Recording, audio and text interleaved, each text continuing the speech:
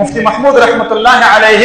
هغه محضرنامه راواخیستله او په یوه شپه کې حضرت علامه محمد یوسف بن نوری رحمت الله علیه، حضرت مولانا مفتی محمد تقی عثمانی رحمت الله علیه، حضرت مولانا سمیع الحق شہید رحمت اللہ علیہ، حضرت مولانا غلام غوث ہزاروی رحمت اللہ علیہ، حضرت مولانا عبد الحکیم رحمت اللہ علیہ، نور بزرگان کیناستل او د مرزا غلام قادیانی د کتابونو نه اصل عبارات او اقتباسات را وباسل. ملت اسلامیہ کا موقف په نوم باندې راتو رات په یوه شپه کې عبارات یې هم را وباسل، کتابچه یې ترنه هم جوړه کړله، پرس ته هم ووړله، پرنټینګ هم وشو، چپایي مکمل شوله. سبا د سحر چې کله اجلاس شروع کیږي مفتی محمود رحمت الله علیه سترګه نه ده پټه کړې، د تاجدار مدینه د ختم نبوت په غم کې سترګې به څرنګې پټې شي. چې کله سحر اسمبلی ته راځي هغه ټولې رسالې د مرزا غلام قادیاني د هغه په تکفیر باندې اقتباسات او عبارات د په ټول پارلیمنت باندې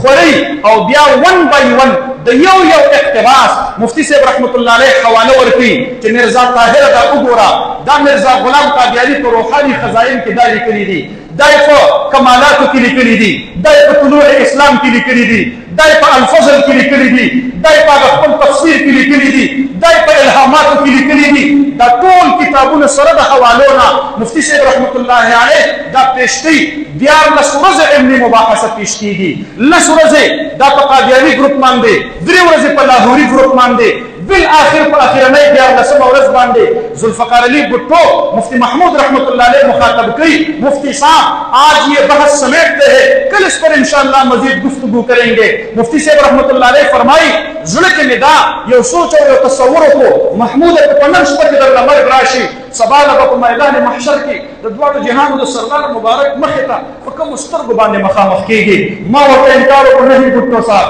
میرے چند سوالات ہیں، میں اس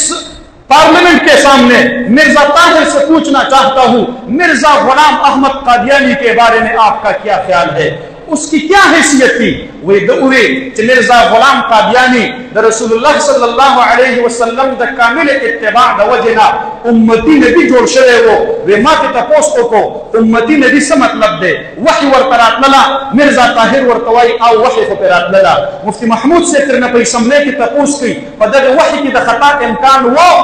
مرزا طاہر ورطوائی نا. مفتی محمود سے رحمت اللہ علیہ نے تپوس کی دا نبی علیہ السلام نورستو پا صحابوں کی صوت دا کامل اتباع دا وجنا دا امتی نبی دا دے مقام تا رسیدے، ابو بکر صدیق دے مقام تا رسیدے وی نو رسیدے، عمر فاروق دے مقام تا رسیدے وی نو رسیدے، عثمان ذوالنورین و علی المرتضی رسیدے نو رسیدے، صحابہ کرام وی نو رسیدے، تابعین تبع التابعین ائمہ مجتہدین و صلف الصالحین پدی کی یو کس دا سشترے چی دا امتی نبی درجے تا رسیدے وی او دا مرزا غلام قادیانی پشانتی وحی پی راغلی وی اگا اوی چی نشترے. مفتی محمود سے تر نبیہ تپوس کی وی دا مرزا غلام قادیانی نو ورستو بصدر مرتبه تا ورقرسی مرزا طاہر ورقوائی وی نش رسیدنے. مفتی محمود رحمت اللہ علیہ ورقا فرمائی بس بیا کو خبر اخلاص شولا من وائن چی نبی علیہ السلام خاتم النبیین دے او تاسو قادیانیان وائے چی مرزا غلام قادیانی خاتم النبیین دے. زما صرف دلائل باندې د قرآن 100 آیتونه دي،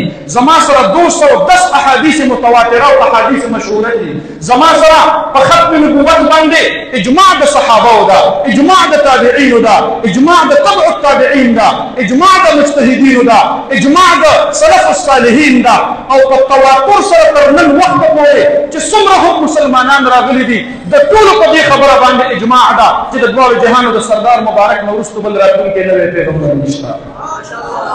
مفتی صاحب رحمت اللہ علیہ دلائل پیش کی. مرزا طاہر توائی وی چی سوک دا مرزا غلام قادیانی پا نبوت ایمان نہ روڑی، مرزا قادیانی لکلی دی چی دا سڑے کافر دے. دا پارلیمنٹ ممبران یو بلتا او قتل چی پا دی بدبخت منگم ایمان نہ روڑی بیا منگم کافران یو. مرزا طاہر پوشو چی ماحول زمان خلاف دولت کی گی روان دے پا برابان دے دا اراکین پارلیمنٹ زمان خلاف ذہن سازی شروع دا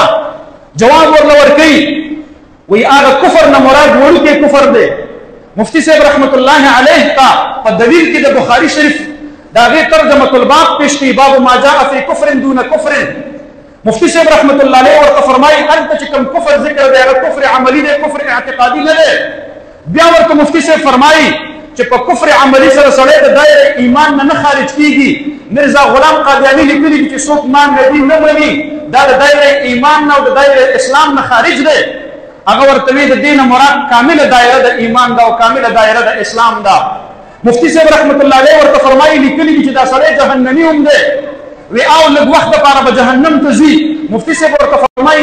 172 ناس دي دا د مرزا غلام قادیانی په نبوت ایمان نه راوړي دا دایمي او ابدي جهنميان دي. او دا لاسکه مرزا غلام قادیانی لیکلي دي چې اهل مودت اور محبت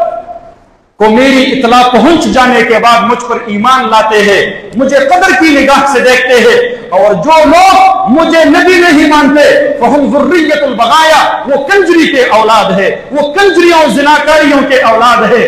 مفتی صاحب رحمت اللہ علیہ ورته مرزا غلام قادیانی د کتاب حواله پیش کړي. هغه مرزا طاهر هغه چې کله ګیر چاپیره په ماحول پوهیږي چې دا خو اخیرنی گزار دی او کو د دې جواب ما ور نکړل شو ټول پارلیمنت زما خلاف پاسی او قانون زمون خلاف منظوری دي. هغه ورته وایي د بغایاو نه مراد اسنه فرمانه زنانه دي زناکاری زنانه پر نه دي مراد. مفتی صاحب رحمت الله علیه ورته فرمایي وما كانت امك بغيه قرآن کریم کې دا لفظ استعمال شوی په معنا د بدکاری باندې. هغه ورله جواب ورکړي التبغیه لفظ دی دا بغایا دی. مفتی صاحب رحمت الله علیه ورته فرمایي خو د مفرد او د جمع فرق دی. د مفرد او د جمع په منځ کې د افرادو فرق وي خو د معانیو فرق دا پکې نه وي. د علم بحر ولاړ دی د فتنه قادیانیت مخې ته. مفتی صاحب رحمت الله علیه ورته فرمایي ټیک ده زکات بغایا لفظ هم د حدیث نه ثابتوما او د ترمذی شریف ترجمه الباب ورته په پارلیمنت کې دنه دا غیر ریفرنس او حواله ورکړي البغایا اللاتي ينكحن انفسهن بغیر بینه دقل د بغایا او مراد